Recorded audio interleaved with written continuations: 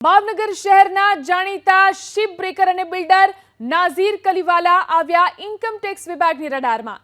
નાઝીર કલીવાલાના ઘર પર સતત બીજા દિવસે ઇન્કમટેક્સ વિભાગનું સર્ચ યથાવત રહ્યું। જો કે નાઝીર કલીવાલા હાલ દુબઈમાં છે। ઇન્કમટેક્સની અમદાવાદ, સુરત, વડોદરા વિભાગની કુલ 36 ટીમે અલગ અલગ વિસ્તારમાં દરોડા પાડ્યા છે। દરોડામાં કર ચોરીની મોટી રકમ મળી આવે તેવી પૂરેપૂરી શક્યતા છે।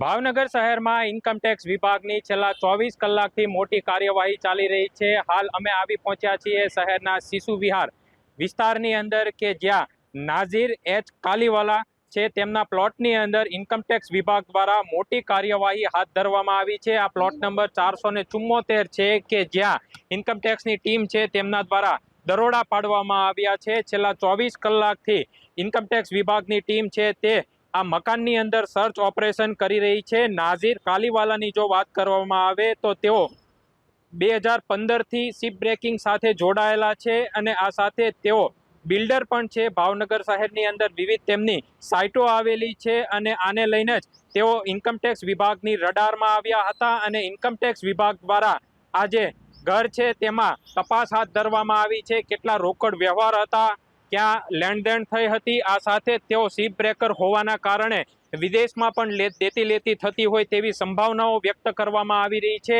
હાલ ઇન્કમટેક્સ વિભાગની ટીમ છે તે ભાવનગરના વિવિધ વિસ્તારોની અંદર મેગા સર્ચ ઓપરેશન કરી રહી છે।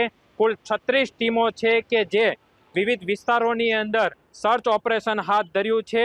આ સિવાય ભાવનગરના 11 જેટલા ફાઇનાન્સ જે તેની અંદર પણ આઈટી વિભાગ દ્વારા આજે મિશન છે તે હાથ ધરવામાં આવ્યું છે। કહી શકાય કે આઈટી વિભાગની ટીમ છે તે અપ્રમાણિત મિલકત અને આ સાથે દસ્તાવેજી પુરાવો છે તે પણ મેળવવાનો પ્રયાસ કરી રહી છે। જો કે આજે નાઝીર કાજીવાલા છે તે દુબઈ હોવાનું સામે આવી રહ્યું છે, તેમને જાણ કરવામાં આવી છે અને તેઓ 24 કલાકથી આઈટી વિભાગની ટીમ છે તે અહીં સર્ચ ઓપરેશન હાથ ધરી રહી છે। વિવિધ દસ્તાવેજી પુરાવો છે તે પણ એકત્રિત કર્યા હોય તેવી માહિતી મળી રહી છે। પરંતુ સૌથી મોટી વાત એ છે કે ભાવનગર શહેરમાં આજે મોટી કાર્યવાહી હાથ ધરવામાં આવી છે, તેમાં નાઝીર કાલીવાલા છે તે પણ પોતે રડારમાં આવ્યા છે અને તેમના ઘર ઉપર પણ મોટી કાર્યવાહી ચાલી રહી છે।